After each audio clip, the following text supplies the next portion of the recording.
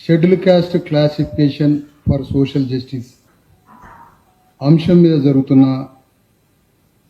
ఈ మేధో మథన ఇంటలెక్చువల్ సదస్సుకి సభాధ్యక్షులు,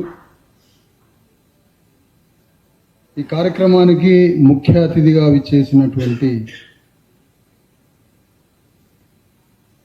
మంత్రివర్యులు, వైద్య ఆరోగ్య శాఖ మంత్రివర్యులు దామోదర రాజనరసింహ గారికి, మరియు మరొక గౌరవ అతిథులు ఉమ్మడి Andhra Pradesh chief justice, national BC commission chairperson justice Eshwaraiah గారికి, దీన్ని ఆర్గనైజ్ చేస్తున్నటువంటి న్యాయవాది, సీనియర్ న్యాయవాది నాగారం అంజన్న గారికి, ఈ సభలో పాల్గొంటున్న ప్రముఖులు, మేధావులు, ప్రొఫెసర్ ముత్తయ్య గారికి, ఇంకా వివిధ రంగాల్లో ఉన్నటువంటి ప్రముఖులు, ఎంఆర్పిఎస్ ఉద్యమంలో చాలా పెద్ద స్థాయిలో పనిచేసినటువంటి నాయకులు, న్యాయవాదులు, మీడియా వారికి, ప్రొఫెసర్ మల్లేశం గారికి, మేరీ గారికి, అందరికీ జై భీమ్, జై భారత రాజ్యం. ఇక్కడ కొద్ది నిమిషాలు మాత్రమే మాట్లాడదాం. కొత్త ఒక సోల్, ఆత్మ గురించి రెండు మాటలు మాట్లాడుకుంటే మనకి సత్యమేంటో అర్థమైంది. మొఘల్ సామ్రాజ్యం మీద మనకి భారతదేశంలో, ప్రపంచంలో రెండు ముఖాలు కనిపిస్తూ ఉంటాయి. మొఘల్ డైనాసిటీ చాలా పెద్ద ఆధిపత్య సామ్రాజ్యం అని, అదే మొఘల్ డైనాసిటీ మీద అద్భుతమైన పరిపాలన, మానవీయ పరిపాలన చేశారు మొఘల్ సామ్రాజ్యాన్ని అని దాని మీద రెండవ అభిప్రాయం కూడా ఉంది. మరి మొఘల్ సామ్రాజ్యానికి మానవీయ కోణం ఇచ్చింది ఎవరు? మొఘల్ రాజులకే మానవత్వ పరిపాలనని అందించిన గురువు ఎవరు అంటే ఒక చర్మకార కులంలో పుట్టిన సంత్ రవిదాసే మొఘల్ సామ్రాజ్యానికి గురువు. మరి ఇప్పుడున్న రాజ్యానికి ఇంత గొప్ప వర్గీకరణ, సామాజిక న్యాయ సూత్రం అమలు చేసే జ్ఞానోదయం ఈ రాజ్యానికి ఇచ్చింది ఎవరు అంటే ఆ సంత్ రవిదాస్ శిష్యుడైన దామోదర రాజనరసింహ. మాకు ఇక్కడ ఎవరిని పొగడాల్సిన అవసరం లేదు, మేము ప్రజా ఉద్యమ నాయకులు. కానీ మా జాతి తరఫున, మన జాతి తరఫున అంబేద్కర్ చెప్పినట్టుగా మా ప్రతినిధి మీరు రాజ్యంలో. దామోదర రాజనరసింహ గారు ఈ వర్గాల ప్రతినిధి ఈ రాజ్యంలో. కాబట్టి 100% ఈ ప్రజలకి న్యాయం చేయాల్సిన, ధర్మం చేయాల్సిన బాధ్యత కలిగిన పాత్రలో మీరుండి ఈ షెడ్యూల్ క్యాస్ట్ వర్గీకరణ అనేటువంటి అపరిష్కృతంగా 30 ఏళ్లుగా, 40 ఏళ్లుగా, 50 ఏళ్లుగా అవసరమైతే నానుతున్నటువంటి ఈ సమస్యని పరిష్కరించే మార్గాన్ని, నిపుణతని చూపించినటువంటి దామోదర రాజనరసింహ గారు తనకి అంబేద్కర్ ఏదైతే షెడ్యూల్ క్యాస్ట్ నుంచి కొన్ని అసెంబ్లీ నియోజకవర్గాలకి ప్రతినిధులుగా రిజర్వేషన్ ఏర్పాటు చేసి ఆ ప్రాతినిధ్యంతో ఎమ్మెల్యేలుగా, ఎంపీలుగా, మంత్రులుగా ప్రతినిధులైన వాళ్ళు తమ జాతి యొక్క భవిష్యత్తుని కూడా చూడమని అంబేద్కర్ ఎన్నుకున్న నియోజకవర్గం నుంచి దామోదర్ గారు ఎమ్మెల్యే అయి, మంత్రి అయి తన సంపూర్ణమైన బాధ్యతని వర్గీకరణ ద్వారా న్యాయం చేసినందుకు అభినందనలు. అభినందన చెప్పాలి. ఎందుకంటే ఇప్పుడు 2 రకాల ఉద్యమాలు జరుగుతున్నాయి. ఇదేమో వర్గీకరణ ఉద్యమం, బయటేమో వశీకరణ ఉద్యమం.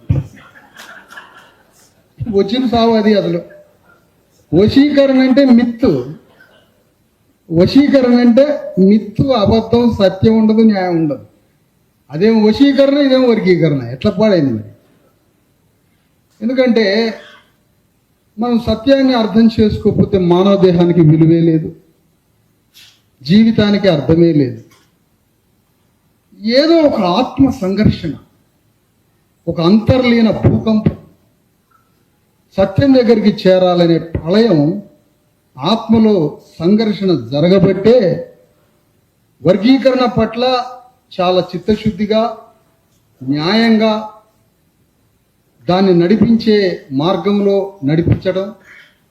షమీం అఖ్తర్ గారు అనేటువంటి కమిషన్ భారతదేశ చరిత్రలో ఎన్నో కమిషన్లను మనం చూసాం, ఎన్నెన్నో కమిషన్లు చూసాం ఎన్నో కులాల మీద. కానీ ఇంత జటిలమైన ఎస్సీ వర్గీకరణ విషయంలో ఏర్పాటు చేసిన జస్టిస్ షమీం అఖ్తర్ ఇచ్చినటువంటి కమిషన్ యొక్క రిపోర్టు నివేదిక 100కి 100% న్యాయంగా ధర్మంగా ఉంది. చదువుకున్నా జ్ఞానమున్నా దృక్పథమున్నా ఏ పార్షియాలిటీ లేకుండా వశీకరణ విద్యలు లేకుండా సత్యంతో మాట్లాడగలిగే శక్తి ఉన్నవాడికి అది సత్యంలాగానే కనిపిస్తుంది షమీం అఖ్తర్ గారి రిపోర్ట్. ఎక్కడ తప్పు ఉన్నది, అందులో ఏ వర్గానికి అన్యాయం జరిగింది, ఎవరికి తక్కువ చేశారు, ఆ సత్యాన్ని చూడగలిగే శక్తి కావాలి మనకి. నేను ఈ ప్రపంచం ముందు వాదించడానికి సిద్ధమై ఉన్నాను. షమీం అఖ్తర్ గారి రిపోర్టు 100కి 100% న్యాయం. కాకపోతే ఈ వాదనకి ఇది వేదిక కాదు. ఈ వాదనకి వేదికలు మరొక దగ్గర ఏర్పాటు చేసుకున్నాం. కానీ కొన్ని మాంత్రిక తాంత్రిక శక్తులు భారతదేశంలో, ఈ దేశం మొత్తంలో రాజ్యాంగాన్ని, భారత రాజ్యాంగాన్ని అంతం చేసి కొన్ని మాంత్రిక శక్తులు దొరబడి దేశాన్ని అల్లకల్లోలం చేసే వశీకరణ విద్యలు, వశీకరణ మాంత్రిక విద్యల చేతిలో మెలుగుతున్నటువంటి వ్యక్తులు షమీం అఖ్తర్ గారి రిపోర్టుని తప్పుపడతారా? నీకు అంత పగ ఉంటే, ప్రతీకారం ఉంటే నువ్వు ఎవరిని అభినందించబాకు, షమీం అఖ్తర్ గారి రిపోర్టుని అభినందించు, అంతవరకు ఉంది. ఎంత అద్భుతమైన రిపోర్టు! అసలు ఆయన ఆ లెక్కలేసి చూస్తున్నప్పుడు ప్రతి కులానికి, ప్రతి ఉపకులం మీద ఎంత అధ్యయనం, ఎంత స్పష్టంగా ఏ కులాన్ని ఏ గ్రూప్లో పెట్టాలి, ఏ కులాన్ని ఎందులో చేర్చాలని ఒక ఆర్డర్లో ఆ చేసిన తీరుని అధ్యయనం చేస్తే ఆ సత్యం మనకు అర్థమైంది. అందుకని ఈ సందర్భంగా నేను మీకు తెలియజేసేది ఏంటంటే, ఒక సత్యాన్ని సత్యంగా చెప్పగలగాలి, ఒక అసత్యాన్ని అసత్యంగా చెప్పగలగాలి. కాబట్టి ఈ సందర్భంగా ఈ పాలక రాజ్యాలు, ఈ కాంగ్రెస్ ప్రభుత్వాల గురించి మనకు అనవసరం, నాకు అనవసరం. కానీ ఈ ప్రభుత్వంలో మన నుంచి ప్రతినిధిగా ఎన్నుకోబడి ఆ స్థానంలో కూర్చున్న రాజనరసింహ గారు వర్గీకరణ విషయం పట్ల, షెడ్యూల్ క్యాస్ట్ వర్గీకరణ అంశం పట్ల తన యొక్క చేయాల్సిన సంపూర్ణ బాధ్యతని, సమరాన్ని, ఒప్పించడాన్ని, దౌత్యాన్ని, యుద్ధం ఎంత ముఖ్యమో దౌత్యం అంత ముఖ్యం. మరి దౌత్యానికి కావాలి కదా. భారతదేశ రైల్వేలు, భారతదేశ తపాలా శాఖ, భారతదేశ ఫుడ్ కార్పొరేషను, భారతదేశ ఫెర్టిలైజర్స్, భారతదేశ ఆర్మీ, వీటన్నింటికి ఇందిరాగాంధీ దగ్గర ఉండి దౌత్యంతో ఈ 5 శాఖల్ని విజయవంతం చేసిన ఆయన ఎవరు? జగజీవన్ రావు. ఆ జగజీవన్ రావు గారు ఎవరు? మన సంతు రవిదాస్ శిష్యుడు. వచ్చిన సంవత్సరం ఎందుకు ఆయన ఇంట్లో ఒక బంగారు సంతు రవిదాసు శిల్పం ఉంటుంది, దానికి మొక్కి మాత్రమే బయటికి వెళ్తాడు ఈ జగజీవన్ రావు. మళ్ళీ అదే సంతు రవిదాస్ ఫోటో రాజనరసింహ గారి ఇంట్లో ఉంటుంది, ఆ రవిదాసును మొక్కినాకనే వీరు బయటికి వెళ్తాడు. అంటే ఈ రవిదాస్ ఇచ్చినటువంటి సత్యం ఇద్దరి ఆత్మల్లో ఉండబట్టి, ఆ సత్యం ఆత్మ ద్వారా చెప్పబట్టి ఈ వర్గీకరణ సమస్యని పరిష్కరించే పాత్ర పోషించి ప్రభుత్వాన్ని, కమిషన్కి ఇవ్వాల్సిన రిపోర్టుని, ప్రభుత్వాన్ని ఒప్పించడంలో, వర్గీకరణ చేసిన ఆ నిపుణతలో, కమిషన్ రిపోర్ట్ ఏదైతే ఉందో ఆ రిపోర్టు విషయంలో మొత్తంగా సమగ్రంగా ఈ అపరిష్కృతంగా ఉన్నటువంటి 30 ఏళ్ల వర్గీకరణ సమస్యని పరిష్కరించే పెద్దన్న పాత్ర పోషించిన దామోదర్ రాజనరసింహ గారికి మరొక్కసారి మీ అందరి తరఫున అభినందనలు తెలియజేస్తూ, ఈ సందర్భంగా ఇది ఆర్గనైజ్ చేసి ఈ కార్యక్రమంలో, అయ్యా నేను ఏ కేసులు లేని ఒక అడ్వకేట్ని 25 ఏళ్ల నుంచి, నన్ను అడ్వకేట్ పాత్రలే పిలిచారు ఇక్కడ, పార్టీ కాదు, సంఘం కాదు. నేను హైకోర్టులో ఒక 25 సంవత్సరాల అడ్వకేట్ని, కాబట్టి కేసులు లేవు, సమస్య వచ్చింది అది. అసలు అందుకనే ఈ విశ్వాధినేతతోటి వకాలత్ చేయాలని ఈ ప్రపంచంలో ఎందుకు ఈ అసమానతలు ఉన్నాయని ప్రపంచం మీద దేశం మీద పడ్డ కోర్టు దాటి రాజ్యాంగ వాక్యం పట్టుకొని ఆ పాత్రలో నేను ఇక్కడికి వచ్చాను. మరి ఈ రిపోర్ట్ని ఒక అడ్వకేట్ దృష్టితో, ఒక సామాజిక సోషల్ సైంటిస్ట్ దృష్టితో వర్గీకరణ పరంపర మొత్తాన్ని చూసే దృక్పథం కలిగి వర్గీకరణ ఎంఆర్పిఎస్ మాదిగ రిజర్వేషన్ పోరాట సమితి ఎంఆర్పిఎస్ అనేటువంటి ఉద్యమ ప్రారంభ తొలి దశలో అది ఒక గ్రామానికి పరిమితం. ఇవాళ దాన్ని కుగ్రామం అని పిలుస్తున్నారు. చిన్న గ్రామం 5 అంటున్నారు. పాపం అది ఈదుమూడు అని చెప్పట్లేదు. పాపం వచ్చిన సమస్య అది పాపం. అందుకని ఈదుమూడు అనే గ్రామంలో ఆ మధ్యలో పుట్టినటువంటి ఆ సంఘం అది రాష్ట్ర వ్యాప్త సంఘంగా ఆవిర్భవించే క్రమంలో దానికి ఫౌండర్గా మరి ఇప్పటిదాకా మాట్లాడిపోయిన కృపాకరు, విశారదను ఇంకా ముఖ్యులు ఆ దశలో ఉన్న సమయంలో ఆ ఎంఆర్పిఎస్ అనే మాదిగ రిజర్వేషన్ పోరాట సమితి అనే వేదికని హైదరాబాద్కి ఎట్లా వచ్చింది, ఈ ఒక్క మాట చెప్పి కంక్లూడ్ చేద్దాం. అది ఎట్లా వచ్చిందంటే ఆ ఆర్గనైజేషను ప్రొఫెసర్ విల్సన్ గారు అనే మౌన జాతుల సమాఖ్య అని ఒక ఆర్గనైజేషన్ ఉన్నది.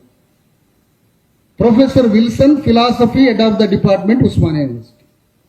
తర్వాత పూర్ణచందర్ అని ఒక అడ్వకేట్ ఉన్నాడు. ఈ పబ్లిక్ ప్రాసిక్యూటర్ గవర్నమెంట్ ప్లీడర్ కూడా అయ్యాడు. వారి తండ్రి గారు Ganesh IRS officer, promoted IRS officer కావచ్చు. ఆ గణేష్ గారి అబ్బాయి పూర్ణచందరు, కాంశీరామ్ గారు ఎప్పుడు హైదరాబాద్ వచ్చినా ఒక బ్యాగ్ ఉండేది కాంశీరామ్ గారి దగ్గర. ఆ బ్యాగ్ మొయ్యడానికి డాక్టర్ రామ్మోహన్ అని ఒక ఆయన ఉన్నాడు. ఈ రామ్మోహను, ఈ పూర్ణచందరు, ప్రొఫెసర్ విల్సన్ ఈ ముగ్గురు దగ్గరికి ఎక్కడో ఒంగోలు దగ్గర ఈదుముడి అనే ఒక గ్రామం, ఆ గ్రామంలో ఉద్యమం లేసి చీరాల దాటి కందుకూరు దాటి ఒంగోలు దాకా వచ్చింది. ఆ ఉద్యమాన్ని ఒక్కసారి మీరు వచ్చి చూడండి అని ఆ పూర్ణచందర్ని, ఆ రామ్మోహన్ని విల్సన్ గారికి చెప్పాను. ఎవరు చెప్పిందంటే ఈ విశారదని. వాళ్ళు వచ్చి ఆ ఉద్యమాన్ని చూసి అమ్మా ఈ ఉద్యమం ఒక పెద్ద ఉద్యమం వచ్చిందని అది సరాసరి ఆ ఉద్యమాన్ని తీసుకుపోయి బాగులింగంపల్లి ఆ మూలన టర్నింగ్ లో ఉన్న పాత కోటర్లో ఉన్న సదాలక్ష్మి అమ్మ గారికి చెప్పారు.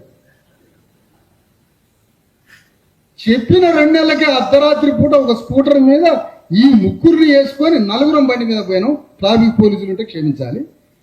4 స్కూటర్ మీద పోయి అర్ధరాత్రి 12 గంటలకి మంచి యువకుడుగా ఉన్న ప్రొఫెసర్ ముత్తయ్య గారి తలుపు కొట్టాను నేను అర్ధరాత్రి.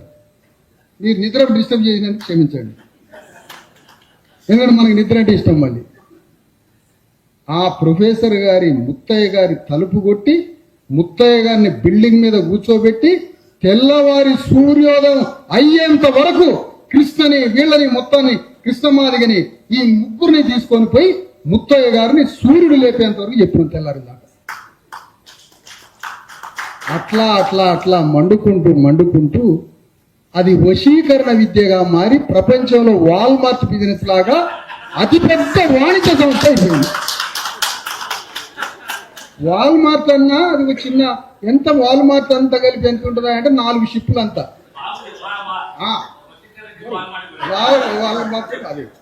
వాల్మార్ట్ ఏంది, వశీకరణ విద్యలేంటి. ఇప్పుడు ఈ విషయం ఏంటంటే ఒక తల్లి కూడా సాదుకుంటది, ఒక బాబునో పాపను, ఒక పాపను సాదుకుంటది. అన్నం పెట్టి ఆ పాపని పెద్ద చేయాలని తల్లి సాదుకుంటుంది. ఒక పాపని. అట్లనే ఆ పాపని దుబాయ్లోనో బొంబాయిలోనో సోనాగంజ్లో అమ్మటానికి కూడా ఒక అమ్మాయిని కూడా ఆమె కూడా సాదుకుంటుంది. కానీ సమాజం ఎవరేంటో గుర్తించలేదు. తల్లి సాదుకుంటుంది, ఈమె సాదుకుంటుంది. కానీ ఈమె సాదేది బొంబాయిలోనో దుబాయ్లోనో అమ్మటానికి ఆ పాపను. కానీ తెలంగాణ అమాయక ప్రజలకి తల్లి ఎవరో ప్రాస్టిట్యూట్ ఎవరో తెలియదు.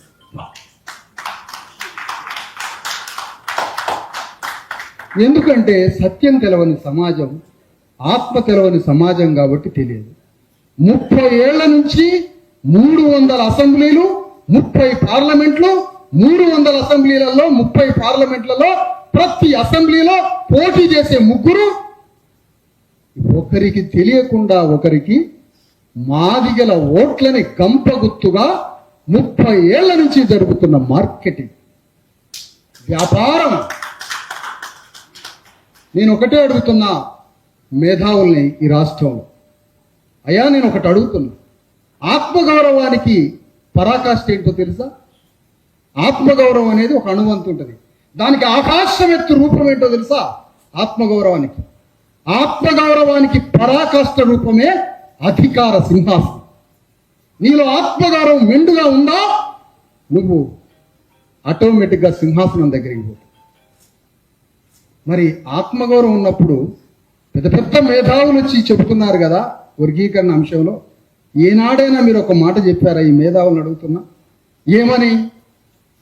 ఒక మాదిగలకి వర్గీకరణ సమస్య పార్లమెంటు వేదికతో ముడిపడి ఉంది కదా, మాదిగలు రోడ్ల మీదకి వచ్చి రోడ్ల మీద నిలబడి వర్గీకరణ కావాలని చచ్చినంత కాలం యుగయుగాలు రాజ్యాన్ని అడగటమేనా?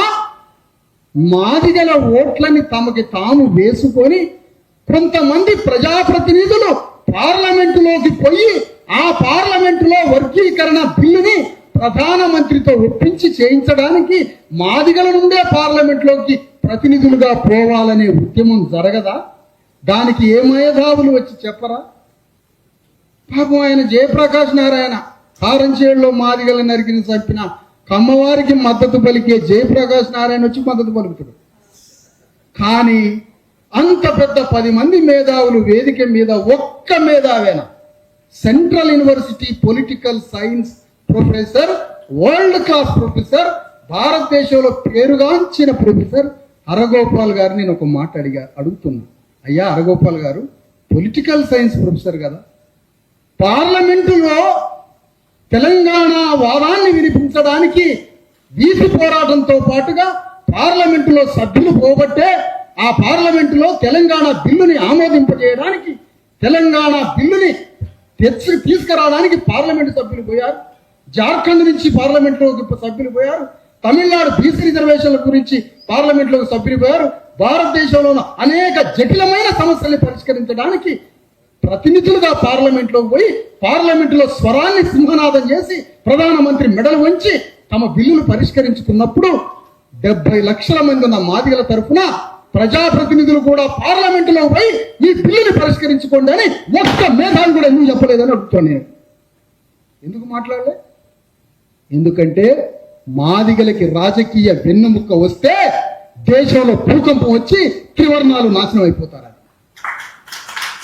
ఎందుకంటే మాదిగలకి ఒక్కసారి రాజకీయ అధికార రుచి, మాదిగలకి ఒక్కసారి అధికార రుచి మన నాలుకకి తగిలితే అది కోట్ల సింహాల పరుగుగా మారి దేశ కుల వ్యవస్థ తారుమారైతేని తెలుసు. కాబట్టి అందుకని మనకు రాజకీయ వెన్నుముక్కని శాశ్వతంగా విరగ్గొట్టి శాశ్వతంగా మాదిగలని బిచ్చగాళ్లుగా మార్చింది ఈ వశీకరణ విద్యలు.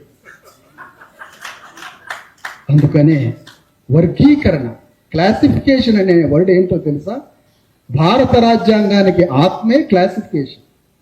క్లాసిఫికేషన్ అంటే క్లాసిఫికేషన్ చేయడం, ఎస్సీలనే కాదు దేశంలో ఉన్న 6500 కులాలని క్లాసిఫికేషన్ చేయాలి. నీ వాటా ఎంత, నీ వాటా ఎంత, నీ వాటా ఎంత. ఏట మాంసం కోసుకున్నప్పుడు మాంసం ముక్క తేడా వస్తే బిడ్ల కత్తులు పెట్టుకుని తిరుగుతావుగా, దేశ సంపద తేడా వస్తే మాత్రం మాట్లాడవా? అదొద్దు మనకి, ఇది కావాలి మనకి, ఏట పువ్వుల కాడ పంచేది కావాలి మనకి. అందుకని ఇలాంటి క్లాసిఫికేషన్, వర్గీకరణ రాజ్యాంగానికి ఆత్మ లాంటిది, కులగణన రాజ్యాంగానికి ఆత్మ లాంటిది. అలాంటి క్లాసిఫికేషన్, షెడ్యూల్ క్యాస్ట్ క్లాసిఫికేషన్ తొలి అడుగు వేసి విజయవంతం చేయడంలో పాత్ర ఎట్లయితే దామోదర్ గారి, రాజనరసింహ గారికి ఉందో, రాజ్యం ఒక మంచి పని చేస్తే అభినందించాలి. రాజ్యం ద్వారా ఏమైనా ప్రజలకి నష్టపడేటువంటి కార్యక్రమాలు జరిగితే ప్రశ్నించాలి. అందులో భాగంగా సమగ్ర కులగణన సర్వేలో కొన్ని అవకతవకలు జరిగినాయి.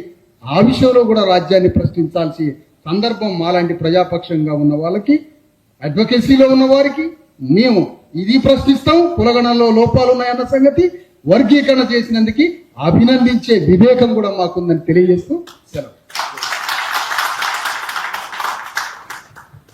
Thank you. Many thanks.